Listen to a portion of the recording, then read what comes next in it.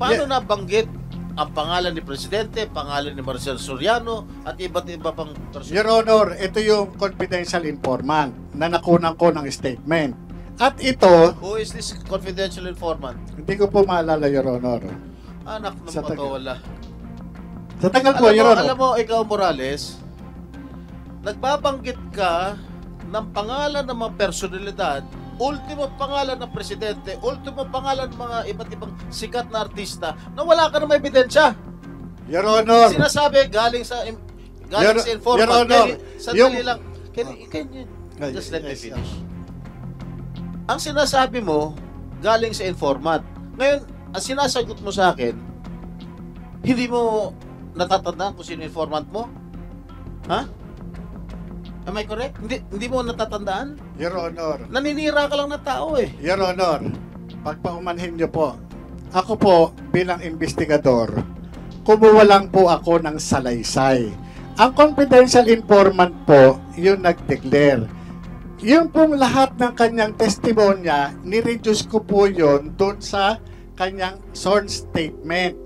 Ang aking motivation para kunan siya ng salaysay ay dahil doon sa dala niyang litrato, 5 pirasong litrato. Na yung litrato na yon, na pinrint, magmula doon sa kanyang cellphone, pinakita, Your Honor, yun. Pinakita yun. Yung mga, ano na yan, yung mga tao na naandyan, siya po mismo ang nag-declare. Kahit kilala ko, o nakikilala ko yung tao na naandon sa picture, tinanong ko po sa kanya. Kahit kung ano yung ginagawa doon, tinanong ko po sa kanya. Hindi ko po siya pinangungunahan. Your Honor, sa dami ng mga nahawakan kong kaso sa PIDEA, hindi po kara-kara, kagaya nga sabi ko po sa inyo, yung mga dokumento, kinakailangan ko makita para maging specific po ako. Mayroon akong ibang naaalala, pero pagpaumanhin po ninyo, hindi po lahat o kabuuan maaalala ko. Pero imposible na hindi ko po matandaan, Your Honor. Ito po yung, siya po ang nagsabi doon. Bigyan mo ako ng dokumento na Your Honor, nandun nga po sa PIDEA. O, nasa, Doon po naiwan yun. Hindi naman po ako nag-uuwi. o Pidea, meron bang pangalan si Marcel Soriano at saka si Presidente Marcos? Your Honor, in the pre-operations report, there is no such name. But there's a hidden phrase there. No mention of the name Bongbong Marcos There is the name of Bongbong Marcos alias Bonget, Your Honor. na involved? No, I mean in the pre-operations. I'm referring to the pre-operations report, Your Honor. But the drug list, There is no name of the see? president, Your Honor. Marcel Soriano, No name, Your Honor. Your Honor, ito po even si Pangulong Senator Duterte. Jinggoy, if I may, Jonathan, Your Honor. yung ayaw, klaruhin natin ito talaga bang nakalimutan mo na kung sino yung confidential informant mo, or ayaw mo lang sabihin because you don't want to break the trust between a informant and handler? Alam natin, as operatives, meron tayo diyang agreement between you and the confidential informant na hindi po i-disclose yung pangalan niya no matter what happens. So, am I correct to assume na ayaw mo lang sabihin dahil ayaw mong ilaglag yung informant mo, or talagang nakalimutan mo na kung sino siya? Alam niyo, Your Honor, pinipilit kong alalahanin yung pangalan ng tao. Kung, Babae, lalaki? Your Honor, yung mahirap kasi kung i-divulge ko yung kasarian ng confidential informant, Your Honor, makakanib ang buhay noon. Hindi po man sa, yung confidential informant, Your Honor, hindi po siya, talagang makakanib ang buhay, ma-identify kagad siya. Operator ka, ako operator din ako. Alam kong hindi ko ilaglag yung aking informant.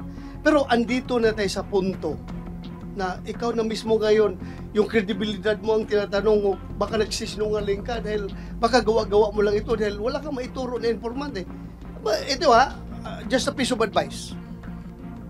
Once the deposition of your informant is reduced into writing and sworn to before, sabi mo, before a lawyer ng PDEA, that deposition automatically becomes a public document. At pag public document yan, kasi yung abogado ng PDEA, na notary public, na nagkuha ng deposition at nag-sworn ng deposition before his presence, automatic yan, obligado yan siya by law to submit a copy to the fiscal or to the court. Yung court na nagbigay sa kanya ng power of, ano power rin, Joe? Notarial power. Ibibigay niya yan. So, ultimately, magiging public document yan. Hindi mo na yan maitatago. So, ngayon, taruin natin, are you just hesitant to break your code of honor, your relationship between you and the confidential informant, or talagang wala ka nang maalala? Kasi your reputation is at stake here. Your Honor. Your reputation is as a resource person is at stake here. Pag hindi mo ma-remember. Your Honor, kung bibigyan niyo po ako ng pahintulot na i-reveal ko yung kasarian ng confidential informant na wala akong mababayolate na constitutional rights ng tao, ipagkakaloob ko po. Pero sabi ko nga po sa inyo, yung pangalan niya hindi ko matandaan. Kailangan ko po yung dokumento. Totoo po yun, yung Mr. Chair. dokumento. So, saan ngayon ang dokumento? Nasa PIDEA nga po. Kasi, kaya po ako lumabas. Dahil po, ako yung nag-imbestiga eh. Yun lang po yung sa akin eh. Ito, Jonathan, Mr. Morales, in your interview with Maharlika, April 30, 2024, in her YouTube channel, you said that dadalhin ko sa hukay ang pangalan ng confidential agent. So meaning, sinabi mo ba ito sa interview mo kay Maharlika? Ang sinabi ko po, dadalhin ko yung kanyang yun yung usual po yun, sa totoo lang. Dadalhin mo sa hukay. Sinabi mo ito sa interview with Maharlika. Hindi ko na po matandaan yung exact words na sinabi ko po nun, Your Honor. Please do not. Pero yung... Mag-self-distract ka dito kapag... Mr. kasi Chair. ito ay recorded lahat. Meron itong sinabi mo na dadalhin ko sa hukay ang pangalan ng confidential informant. Sinabi mo ito, hindi? May sinabi nga ako, Your Honor, doon sa identity na confidential informant. Sagutin mo lang diretso yung sagot Yun po. na yung tanong ni Senator Bato. Hindi ko Sinabi lang mo ba o hindi? Hindi ko lang po matandaan yung exact phrase, Your Honor. Exact phrase po sinabi mo ito. May sinabi po ako, pero hindi. Your Honor. To this effect. Meron ako sinabi na papaunin ko sa libingan. Yung confidentiality, nung identity, nung confidential informant, Your Honor. So meaning, hindi mo talaga ilaglag kahit ano mangyari. Hindi ko ilalaglag yung mismo pagkakakilala ng tao. Pero kung tatanungin niyo ako dun sa pangalan, Your Honor, hindi ko matandaan yung pangalan. Yun po, Mr. yun Chair. po, Your Honor. Mr. Chair, let Okay, me... Senator Jinggoy, go ahead. He remembers all the details, but he does not remember the name of the confidential informant. That is quite absurd. Ano ba? He or she? Your Honor. He or she? Your Babae Honor, o lalaki? Your Honor, yung sinasabi ko po Babae sa inyo, o kung lalaki? bibigyan niyo po ako ng karapatan. Sandali Yan lang, po, sandali ito lang. po yung hinihiling ko sa inyo, sasabihin ko po. Kasi, ang hinihingi ko lang po is garantiya. Kasi, kapag sasabihin ko kung babae o lalaki, madali po siyang matutukoy. Bakit no, madali? Opo, kasi O, yung- alam nyo sa sirkulasyon po eh. Sila po yun eh. Oh, Sila po yun. Gusto So, mo magkaroon ng executive session? Gusto mong sabihin in executive session? Malalabasin Yung namin pangalan? lahat ng mga tao rito. Kayong dalawa lang, mag-executive Oh, session. ayan. Bigyan Yes, mo Sir sa Honor, akin. pagka kayo, pero yung ang pangalan, hindi, pero yung kasarian, masasabi ko sa inyo. Kahit hindi na po, bigyan nyo lang po ako ng garantiya na hindi ako ma-incriminate. Your Honor, yun lang po. Paano ka ma-incriminate na kasarian lang pala sabihin mo eh?